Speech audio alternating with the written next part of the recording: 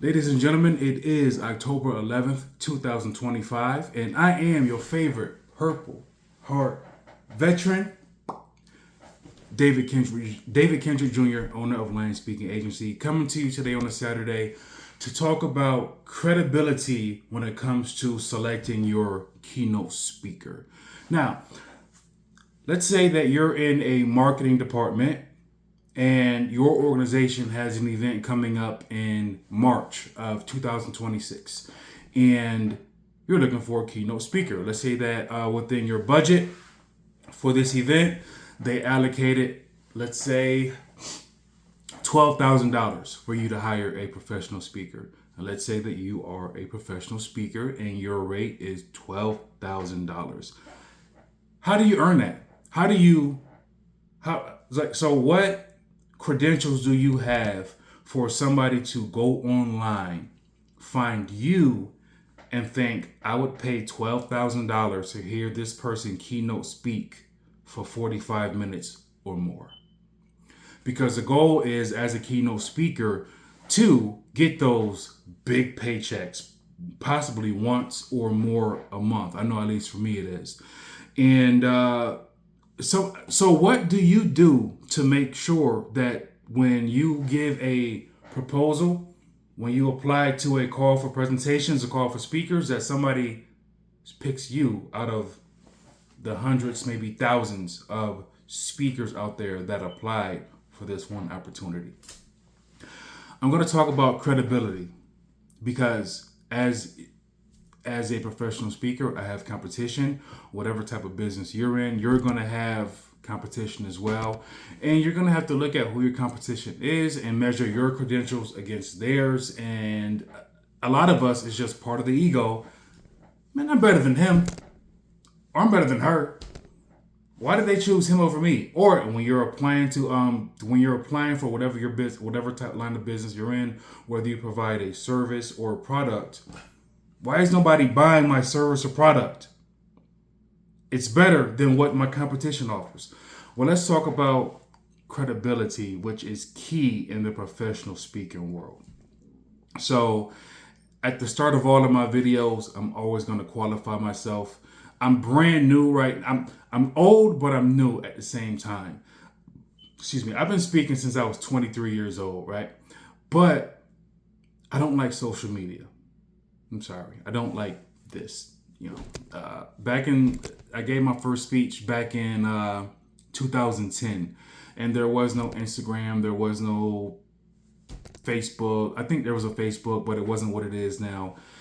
So the way that, and y'all know, if you watch some of my newer content, I love to study the brain. The way that my brain was wired, I don't get any dopamine from seeing a bunch of likes, comments, shares, views, and stuff like that. Not to say that I don't want them, because it's needed in today's world, but my brain starts to fire off and all those things that if somebody smarter than me that studies the brain can let me know in the comments, please let me know, because I love to study the brain, but I don't know much about it. I just have to live the experience. But when I'm on stage, the first time that I gave a speech, and man, them people stood up, and I'm seeing people in the crowd like crying and all that stuff, and man, they stood up, and you see that long line of people waiting to shake your hand after you speak. Man, that gives me dopamine. That's what motivates me, being on that stage and seeing people's emotions and seeing people listen to you speak. If you're a fan of The Office, it's like when Kevin, I don't think I know, his real name is Brian, I don't know how to say his last name, but Brian Baumgartner. I'm sorry, I butchered that. But he was like, everybody's listening to me. It's kind of like that. To be able to not only hold, but just like capture people's attention, because you're going to be competing with that phone when you're on stage giving your keynote. So when I hear people clap and then there's a long line of people waiting to shake my hand or talk to me or say, hey man, your story, my brother went through the same thing. I'm a vet. I'm going through the same thing. That gives me a lot of hope. That gives me motivation, and inside my brain, like, the dopamine is just flooding. I felt good doing that at 23 years old. So I get more dopamine from doing that rather than talking to a camera in a room and there's nobody there. Still love what I do, and please still like, share, and subscribe to my videos. But anyway, so how do you create credibility? When I see a lot of keynote speakers, I go to their pages and I go to these other speaking agencies pages and stuff like that. I see some that are good. I see some that are bad. I see something that's very easy to talk about: leadership and motivation, right? Because who can prove you are a leader? You could work at a gas station and be the lead attendant. Boom, leadership. I know about leadership. Hey, I'm qualified. I'm a leader. I got leadership. Let's say that you're a motivational speaker, right? I motivated my wife to get out of bed today. Boom, motivational speaker. I motivate people, right? And I see no credentials behind the speaker. And so I put myself in the person's shoes that would want to hire me. So let's say that, boom, you're online. Let's say you work for a Fortune 500 company. Right now I live in Atlanta. There's a bunch of them. And you put in keynote speaker, Atlanta, Georgia. What's going to come up in the results? Well, for me, hopefully you will see my website. It is www.dkendrickjr.com. And you start to see a couple of things on my website. And you should be visiting my website right now, www.dkendrickjr.com. And the way that you can separate yourself from your competition, you have something called lived experience in the field or in the subject that you're trying to give a keynote speech in. Because to fill 45 minutes, you're not going to be able to bullshit your way through that. You can't fill 45 minutes with fluff, because I've seen speeches, I've seen Toastmaster speeches when I was going through Toastmasters where people can tell you're just faking it. You have no idea what you're talking about. So to qualify myself when I talk about mental health, I always start, hey man, Purple Heart veteran, I deployed during the most deadliest year of the war, which has been documented by several major media outlets, right? Now, I deployed during the troop surge in 2006 to 2007. I'm a 19 Delta Cavalry Scout. You can Google a Cavalry Scout. Heavy combat operations. Sitting on an OP in Baghdad on the outskirts of Salter City waiting for people to plant bombs. Then when we find people planting bombs, we don't call it in. We don't call infantry because we do our job better than infantry. We go in and get them ourselves. And then, we'll let infantry know what we did when we come back to the 5. Hey, y'all missed the mission, man. We had a good firefight, dog. Y'all missed it all. You know what I'm saying? Because scouts lead the way, not infantry. Anyway, when it comes to whatever you want to speak about, how would you set yourself apart from the competition? So once again, I'm directing you back to my website. I wrote a blog. I started this blog when I started my website, just talking about everything that I went through as a disabled veteran. And you can start a blog too. How do you start a blog? Just in your own words, talk about what you went through in your life and what you think you can fill in 45 minutes or more on stage. I love my pictures. Like I said, I'm not really big into social media, so I'm not really big into Instagram like that. I'm getting into it more now. However, I love to share my pictures when I'm on stage because what I realize is they're going to give you more credibility when you can say, hey, I earned this Purple Heart, and then I show pictures of my injuries. I can tell pictures of my story. If you scroll to my website, once again, www.dkendrickjr.com, you see that I wrote a book about my experience in combat. And my book isn't perfect. I'm still a small business owner. And let me tell you something. LinkedIn, to me right now, it's too saturated with fake jobs and fake people and all that good stuff. But the only resource that I found that was worth a damn was my editor. Her name is D.H. Bonner. She edited my book, Calvary. It's available on Amazon right now. It's a good read about me and my friends and my family that deployed. But a lot of keynote speakers are going to have a couple things under their belt. They're going to have a book, and they may have a website, or they may be part of a speakers bureau.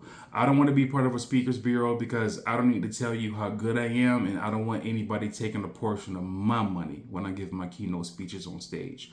But you need to set yourself apart from your competition by letting people know what your credibility is. So, for example, let's say that, I don't know, you're giving a speech, and let's say that you are one of them speakers who speaks on leadership and motivation. I'm going to look at your website or your social media and ask, well, who have you led? Who have you motivated? What have you motivated them people to do? I'm going to need some data. Data, baby. I'm going to need some quantitative, qualitative data. And I don't even know if I'm saying those right, but I know what they are. You know, we learned about them a lot in college. But I'm going to need some data. Hey, if you took over an organization, what proof did you have that sales increased? Or you were able to, employee retention was at an all-time high? What credentials do you have? Because what I see a lot when it comes to this business that I'm in, man, you have a big name and then the credentials go out the window. And you're able to charge $50,000 for a speech just because your name is so big now, but you really have no credentials behind the name. It's like a quarterback, if you're a fan of the NFL, it's like a quarterback that has at the end of the game 500 yards passing the ball. But it's because your team got blown out in the first quarter and they pulled their starters. It's what Shannon Sharper called empty calories, like he used to do for Dallas or Dak Prescott back in the day. Yeah, you threw for 300 yards in the fourth quarter because we blew y'all out in the second half and we pulled out of our starters. So I call that empty calories. So yeah, man, what I do, I speak about mental health, suicide prevention, motivation, all those good things, because I have that lived experience, which is something that we have at NAMI, the National Alliance on Mental Illness. I'm one of their national advocates. I have lived experience and I have credibility so when you're that marketing expert and you're looking for a keynote speaker for your event, and let's say in March of 2026, let me browse the internet, let me go to Atlanta or Missouri or Idaho, Florida, Georgia, New York, whatever state you in, I need a keynote speaker. Okay, what separates this person from the competition? And what's gonna make my AP department approve a $12,000 check for this individual? And that's going to be what's on the mind of the company that you're trying to speak for. So what do you have? If you're inspiring to be a keynote speaker, or if you are a keynote speaker, what do you have that's going to separate yourself from the competition? I have a lot, but when it comes to this small talk, that's all I have for now. It is Saturday, October 11th, 2025. There will be no video tomorrow because tomorrow is Sunday, and God rests on Sunday, and who am I to make a fool out of my God? I rest on Sundays as well. On Monday, the 13th, I'm recording my first episode of the Lions Den podcast. Can't wait for that. Can't wait for y'all to see what that's all about. We're going to tell some jokes. We're going to talk about some mental health stuff. We're going to, have some guests on, lining that up right now. And that's all I have. So once again, I was directing y'all to my website, www.dkendrickjr.com. If you and your organization are looking for a very handsome Purple Heart veteran with experience in mental health, just being on the front lines in Iraq, suicide awareness, all those good things, go ahead and visit my website or view my content here on Instagram or here on YouTube. Send me a message, leave me a content. Let's talk about me talking for you.